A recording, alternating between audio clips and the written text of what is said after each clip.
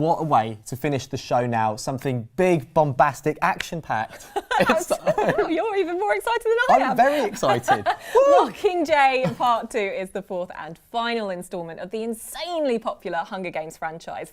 And this time around, Jennifer Lawrence's Katniss Everdeen is at the forefront of a showdown between President Snow and the Capitol. Here's a clip. We all have one enemy. And that's President Snow. He corrupts everyone and everything.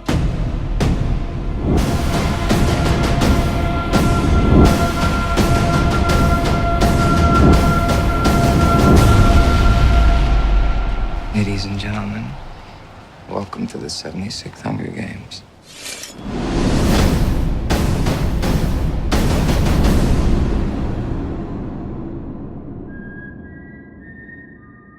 Looking at the trailer there, I think the tables have turned and there might even be a bigger Hunger Game fan here than myself, right, Joe? I loved it. Yeah. I thought it was absolutely awesome. I mean, everything about this film is just so much fun. It's so exciting. The production design looks incredible. It looks like a vast epic. The way the Capitol is imagined, it's like the latter days of Rome. It's kind of got this cold, grey filter on it, and it's huge, spectacular vistas, just these big explosions, action. Katniss is a character, I've talked about this before.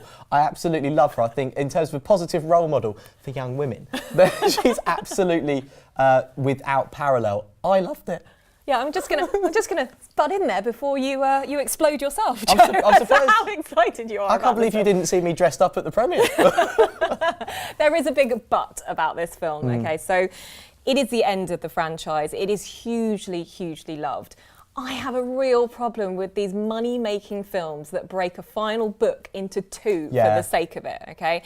Now, we here at the Movie Review were chatting off-air about how we've forgotten what Mockingjay Part 1 is like. Because it's just boring. It is boring. Nothing, yeah. It is boring. And the thing with this film, the second part of it, because the first one is so boring, the second film should just go straight into that action Hobbit style, you know, that big final ending. I'm doing it Hobbit style. Yeah, Hobbit style.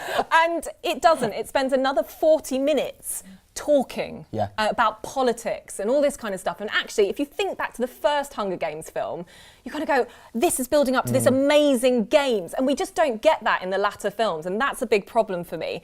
But I agree with you. It is beautiful to watch. This has that wow factor. This has that look in which you think, if you're going to end a franchise, towards the end of this film is exactly the way to do it. And for you Hunger Games fans out there at home, I think you won't be disappointed with it.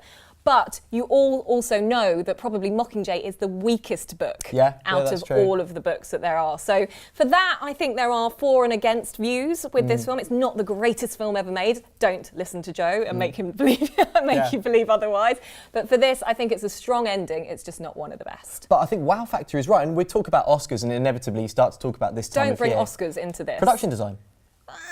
It looks amazing. There's a point where Katniss is in this kind of black armour and it's reminiscent of Joaquin Phoenix in Gladiator. It just looks, I just think it looks amazing.